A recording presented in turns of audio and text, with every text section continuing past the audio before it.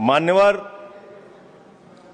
मुझे आज वो दृश्य याद आ रहा है जब भारत की सरकार किसानों के खिलाफ 3 काला कानून लेकर आई थी और उस समय हमने रोका था। मान्यवर, निवेदन किया था, विनती की थी, हाथ जोड़ा था कि किसानों के साथ विश्वासघात मत कीजिए, लेकिन सरकार ने नहीं सुनी। सर, हमने विरोध किया, हम बेल में आए, सरकार को चिताया, हमें सस्पेंड करके बाहर कर दिया गया। सर, 7 दिन तक इसी संसद के परिसर में हम लोग निलंबित करके रखे गए। सरकार ने हमारी बात नहीं सुनी। 1.5 साल तक किसानों ने सड़क पे धरना दिया और 750 किसानों ने अपनी शहादत दी। संजय जी, उसके बाद बिल पर बोलिए। वो उसी पे बोल रहे हैं सर, इसी पे बोल रहे हैं, इसी पे बोल रहे हैं। इस देश का किसान, बोलिए, इस देश का मजदूर, इस देश का अन्नदाता। सर, आपका चेहरा आ रहा है, मेरा भाषण मेरा चल रहा है, चेहरा आपका आ रहा है। आपका इस देश का किसान आपका आ रहा है, आपका आता है। इस देश का मजदूर, इस देश के करोड़ों लोग सड़कों पर उतरे, उनको खालिस्तानी कहा गया, पाकिस्तानी कहा गया, गोलियां चलाई गई, लाठियां चलाई गई, बड़े बड़े कील गाड़ दिए गए सड़कों पे। और 1.5 साल के बाद प्रधानमंत्री जी एक दिन प्रकट होते हैं, कहते हैं मेरी तपस्या में कमी हो गई, हम कानून वापस ले रहे हैं।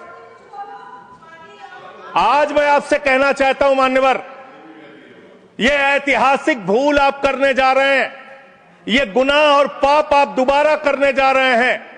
और इस काले कानून को पास करने के बाद इस देश का मजदूर सड़कों पे उतरेगा, इस देश का किसान सड़कों पे उतरेगा, इस देश का आम आदमी सड़कों पे उतरेगा, जिसके पेट और पीठ दोनों पे आप छुरा मारने का काम कर रहे हैं। यह मैं कहना चाहता हूं मान्यवर।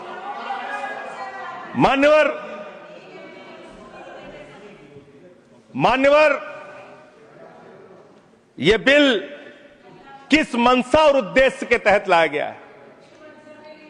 इस बिल को आपने कह दिया जी राम जी बिल है, जी राम जी बिल है। भगवान श्री राम का नाम लेके कितना गुनाह आप अपना छिपाना चाहते हैं, कितना गुनाह छिपाना चाहते हैं? राष्ट्रपिता महात्मा गांधी से आपको क्या समस्या है मान्यवर? अरे वो राष्ट्रपिता महात्मा गांधी इतने महान है, इतने महान है, इतने महान है कि दुनिया के 80 देशों में उनकी प्रतिमा लगी हुई है मान्यवर, 80 देशों में।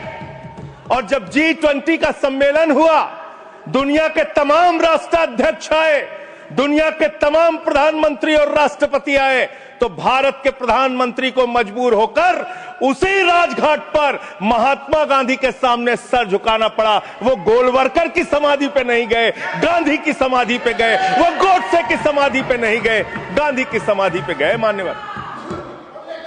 मान्यवर, राष्ट्रपिता महात्मा गांधी जो राम राज्य की कल्पना करते थे, राष्ट्रपिता महात्मा गांधी जो रघुपति राघव राजा राम का पाठ करते थे, राष्ट्रपिता महात्मा गांधी जो भगवान श्री राम के सच्चे भक्त थे। और याद रखिएगा मान्यवर, इस सरकार को आपके माध्यम से कहना चाहता हूं, भगवान को अपने भक्त से बहुत प्यार होता है। आज भगवान श्री राम आपको श्राप दे रहे होंगे कि तुम हमारे भक्त को अपमानित कर रहे हो, तुम अपने भक्त को, तुम हमारे भक्त को अपमानित कर रहे हो। भगवान श्री राम आपको जरूर श्राप दे रहे होंगे मान्यवर, मैं शिवराज सिंह जी चौहान कृषि मंत्री जी को अटल जी के एक घटना से याद दिलाना चाहता हूं, राम के नाम का महत्व। एक उनके प्रतिद्वंदी ने बयान दिया मान्यवर, राजनीतिक प्रतिद्वंदी ने। उस प्रतिद्वंदी ने कहा, अगर अटल जी को पूजा करनी है तो मेरी पूजा क्यों नहीं करते? मेरे नाम में भी राम लिखा हुआ है।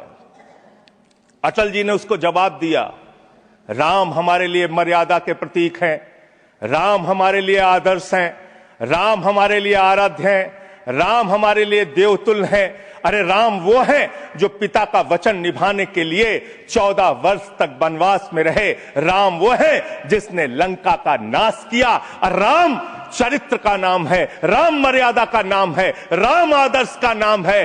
राम के नाम में चरित्र होना चाहिए, वरना तो हराम में भी राम लिखा हुआ है,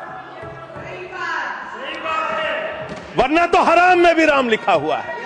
इसलिए राम का नाम लगा लेने मात्र से आपके गुनाह नहीं छिप जाएंगे। सुखराम नाम था ना मान्यवर, बेड के नीचे रुपया मिला था, बेड के नीचे रुपया मिला था। और मैं सोच रहा था कि जब क्या इस जी राम जी योजना से आप भगवान श्री राम का सम्मान कर रहे हैं या अपमान कर रहे हैं? आप भगवान श्री राम का सम्मान कर रहे हैं या उनको गली मोहल्ले गांवों में बदनाम कर रहे हैं? मैं पढ़ रहा था, एक खबर मिली, राजस्थान में मनरेगा योजना में 200 करोड़ का भ्रष्टाचार। मैंने पढ़ा गुजरात में 500 करोड़ रुपए का भ्रष्टाचार। ये सारे कागजात हैं। मैंने पढ़ा उत्तर प्रदेश में मनरेगा योजना में मजदूरों के नाम पे हजारों करोड़ का भ्रष्टाचार। हरियाणा में मान्य हजारों करोड़ का भ्रष्टाचार। सर योजना पे बोल रहा हूँ, सर योजना पे बोल रहा हूँ। सारा कागज चाहिए आपको, इनके भ्रष्टाचार का कागज चाहिए सर दे दूंगा, इनको दे दूंगा। लेकिन अब मैं सोच रहा था कि अब अगर चर्चा होगी तो क्या चर्चा होगी? लोग क्या कहेंगे? अरे भाजपाइयों ने जी राम जी योजना के तहत 1000 करोड़ का भ्रष्टाचार यूपी में कर लिया। अरे भाजपाइयों ने हरियाणा में 500 करोड़ रुपए का भ्रष्टाचार जी राम जी में कर लिया। अरे भाजपाइयों ने महाराष्ट्र में जी राम जी के नाम पे करोड़ों का भ्रष्टाचार कर लिया। हाइपोथेटिकल बात कर रहे हैं। भाजपाइयों ने गुजरात में तो क्या बोलूं सर? क्या आपत्ति है इनको सर? क्या बोलूं? जी राम जी ना बोलूं सर? अब तो गुजरात में सैकड़ों करोड़ का भ्रष्टाचार भाजपाइयों ने जी राम जी के नाम पे कर लिया। पूरे देश में गांव में बिल पास नहीं हुआ विधायक है। इनके बीजेपी के विधायकों ने जी राम जी योजना में भ्रष्टाचार कर लिया। तो ये आप राम को सम्मान दे रहे हैं कि राम को अपमानित कर रहे हैं? आप राम को अपमानित कर रहे हैं। अरे बैठ जाओ, चंदा चोरी की है तुम लोगों ने, बैठ जाओ, चंदा चोरी की है तुमने भगवान श्री राम के नाम पे चंदा चोरी की है। बैठ जाओ, नहीं जाएगा। बैठ जाओ। It's not going on. मानवर देखिए हमारा समय खा रहे हैं सर ये लोग।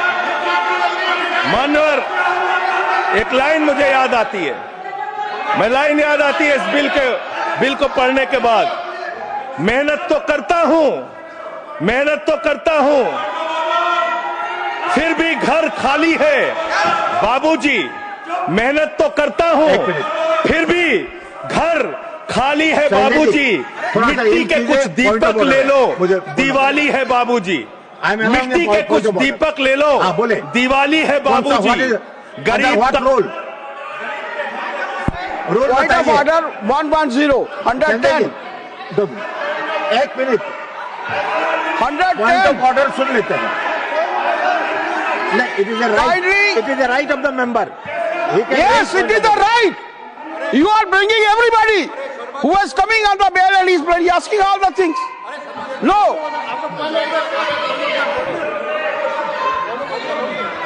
आप अंडर व्हाट रूल? अगर बिल के साथ या बिल से रिलेटेड नहीं है वो रिकॉर्ड में नहीं जाएगा। मैं यही कहना चाहता हूं, kindly refer the scope of the debate. He is crossing, Honorable Vice Chairman Sahab, he is crossing all the limits. There is no mention, either he should speak against the bill or in favor of the bill. पहले उनको तो मान्यवर बैठिए, either he should speak in favor of the bill or he should speak against the bill. He is not speaking against the bill, he is speaking against the Ram. What? How you can expect that we will agree to it? Role बताइए, role.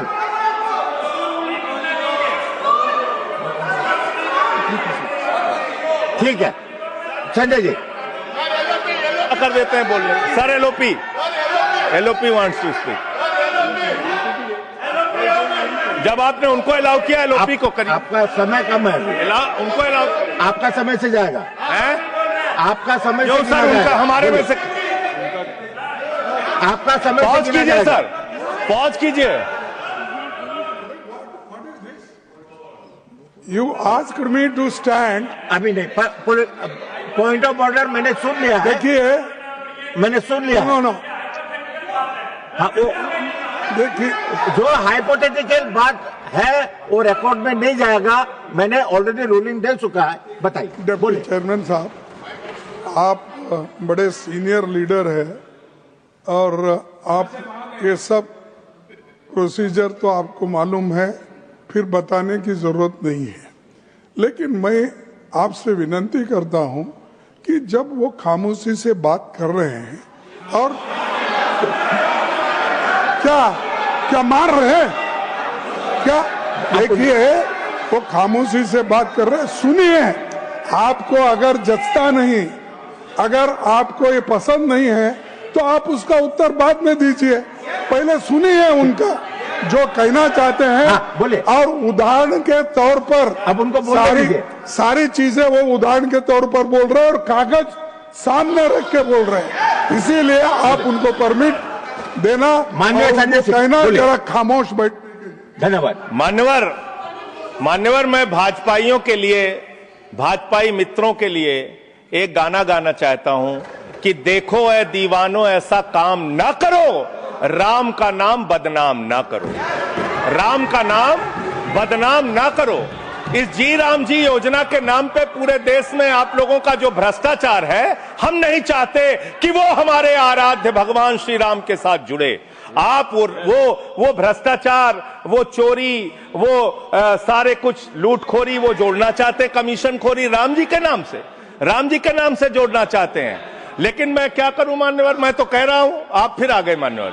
हम लोगों को हाँ तो मान्यवर हम तो कह रहे हैं देखो ऐ दीवानों ऐसा काम ना करो, राम का नाम बदनाम ना करो। लेकिन हमारे भाजपाई मित्र कह रहे हैं राम राम जपना पराया माल अपना, राम राम जपना पराया माल अपना। इनका ध्यान लूटखोरी और भ्रष्टाचार में लगा हुआ है। इस कानून में क्या लिखा हुआ मान्यवर? इस कानून में लिखा हुआ है, इस कानून में लिखा हुआ है मान्यवर, इसमें लिखा हुआ है कि 40% हिस्सा राज्य सरकारें देंगी, 60% हिस्सा केंद्र सरकार देगी। पहले 90% हिस्सा केंद्र सरकार देती थी, 10% हिस्सा राज्य सरकारें देती थी। आज तो ज्यादातर राज्य सरकारें आपकी नीतियों की बदौलत, आप जीएसटी का पैसा खाते हैं, राज्यों के टैक्स का पैसा खाते हैं। आपने राज्यों को खोखला कर दिया, आपने राज्यों को कर्ज में डुबा दिया। अब आप कह रहे हैं राज्य सरकारें इसमें पैसा लगाएंगी, यानी आप इस योजना को मारना चाहते हैं, आप इस देश के मजदूरों का हक मारना चाहते हैं, इस योजना को पूरी तरीके से खत्म और समाप्त करना चाहते हैं। इस मंशा से आप इस योजना को लेके आए हैं, क्योंकि राज्यों के ऊपर आज जो कर्जा है वो मैं पढ़ के आपके सामने सुनाना चाहता हूं। तमिलनाडु 8,34,000 करोड़ रुपए, उत्तर प्रदेश 7,69,000 करोड़ रुपए, महाराष्ट्र 7,22,000 करोड़ रुपए, पश्चिम बंगाल 6,58,000 करोड़ रुपए, कर्नाटक 5,57,000 करोड़ रुपए, राजस्थान 5,62,000 करोड़ रुपए, आंध्र प्रदेश 4,85,000 करोड़ रुपए, गुजरात 4,67,000 करोड़ रुपए, केरल 4,29,000 करोड़ रुपए, मध्य प्रदेश 4,18,000 करोड़ रुपए, तेलंगाना 3,89,000 करोड़ रुपए, बिहार 3,19,000 करोड़ रुपए। ये कर्जे में डूबे हुए राज्यों से, ये कर्जे में डूबे हुए राज्यों से आप ये कह रहे हैं कि 40% पैसा लगाओ, यानी कि सर आप ये हम बोल रहे हैं, कौन बोल रहा है सर? ये क्या हो रहा है? मैं आपसे पूछना चाहता हूं, राज्य जो कर्जे में डूबे हुए हैं, जो आप बोल रहे हैं वही रिकॉर्ड में जा रहा है। मान्यवर मैं ये कहना चाहता हूं कि जो राज्य पहले से ही लाखों लाख करोड़ रुपए के कर्जे में डूबे हुए हैं, आप उनसे कह रहे हैं 40% पैसा आपको लगाना होगा। आप इस योजना में कह रहे हैं कि आप एरिया तय करेंगे, एरिया आप निर्धारित करेंगे कहां पे ये आपकी स्कीम लागू होगी या नहीं लागू होगी, इसको आप तय करेंगे। ये कितने 125 दिन की आप बात कर रहे हैं मान्यवर? आंकड़ा उठाकर देख लीजिए, मंत्री जी यहां पर मौजूद हैं। 100 दिन के रोजगार की गारंटी है मनरेगा योजना में, लेकिन औसतन पूरे हिंदुस्तान में 50 दिन से ज्यादा रोजगार आपने नहीं दिया। आपने मजदूरों के साथ धोखा करने का काम किया। और आंकड़े ये बताते हैं कि आपका जो बजट का निर्धारण होता है 12 करोड़ लोगों के लिए 267 रुपए के हिसाब से अगर आप मजदूरी निर्धारित करते हैं तो करीब करीब 3,13,000 करोड़ रुपए बनती है। आप उसके लिए 86,000 करोड़ रुपए का बजट रख रहे हैं। यानी कि मंशा आपकी शुरू से स्वयं यही है कि आप इस योजना के तहत लोगों को काम नहीं देना चाहते हैं, मजदूरी नहीं देना चाहते हैं। लेकिन मजदूरों के हक में, मजदूरों की आवाज उठाने वाले लोग देश भर में संगठित हो रहे हैं। ये आप दूसरा अपराध करने जा रहे हैं। मैं आपको कहना चाहता हूं, आपके माध्यम से इस सरकार को चेतावनी देना चाहता हूं। कौन सी हक की लड़ाई लड़ रहे हैं महराज मलिक? जो हमारा विधायक है जम्मू कश्मीर का, वो जमीन के हक की लड़ाई लड़ रहा था, मजदूर के हक की लड़ाई लड़ रहा था। आपने उसको पीएसए का कानून लगा के जेल में डाल दिया। कौन से हक की लड़ाई लड़ रहे थे? सोनम वांगचुक मजदूर के हक की लड़ाई लड़ रहे थे, किसान के मक्के हक की लड़ाई लड़ रहे थे, आम आदमी के हक की लड़ाई लड़ रहे थे, लद्दाख के लोगों के हक की लड़ाई लड़ रहे थे। उस सोनम वांगचुक को, जो एक पढ़े लिखे प्रतिष्ठित व्यक्ति हैं, उनको आपने पकड़कर जेल में डालने का काम किया। आप पूरे देश में जबरदस्ती मामला है जी, तो ये रिकॉर्ड में नहीं जाएगा। क्यों नहीं जाएगा सर? क्यों नहीं जाएगा सर?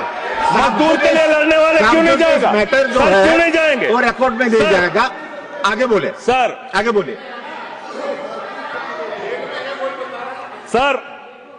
मैं इस अवसर पर पंडित राम नरेश त्रिपाठी जो हमारे सुल्तानपुर के हैं, उनकी एक कविता पढ़ना चाहूंगा। ना मंदिर में, ना मस्जिद में, ना गिरजे के आसपास में, ना पर्वत पर, ना नदियों में, ना घर बैठे, ना प्रयास में, ना कुंजों में, ना उपवन में, शांति भवन या सुख निवास में, ना गाने में, ना बाने में, ना आशा में, ना ही हास में, ना छंदों में, ना प्रबंध में, ना अलंकार, ना अनुप्रास में, खोज ले कोई राम मिलेगा दीन जनों की भूख प्यास में। खोज ले कोई राम मिलेगा दीन जनों की भूख प्यास में। आप दीन जनों को भूखा रख के, उनकी मजदूरी छीन के, उनके हाथ का काम छीन के, उनका रोजगार छीन के, आप चाहते हैं उनके पेट पे लात मार के, आप चाहते हैं कि आप सिर्फ इस योजना का नाम बदल देंगे, इस योजना का नाम बदल देंगे तो पूरे देश में आपका महिमा मंडन हो जाएगा।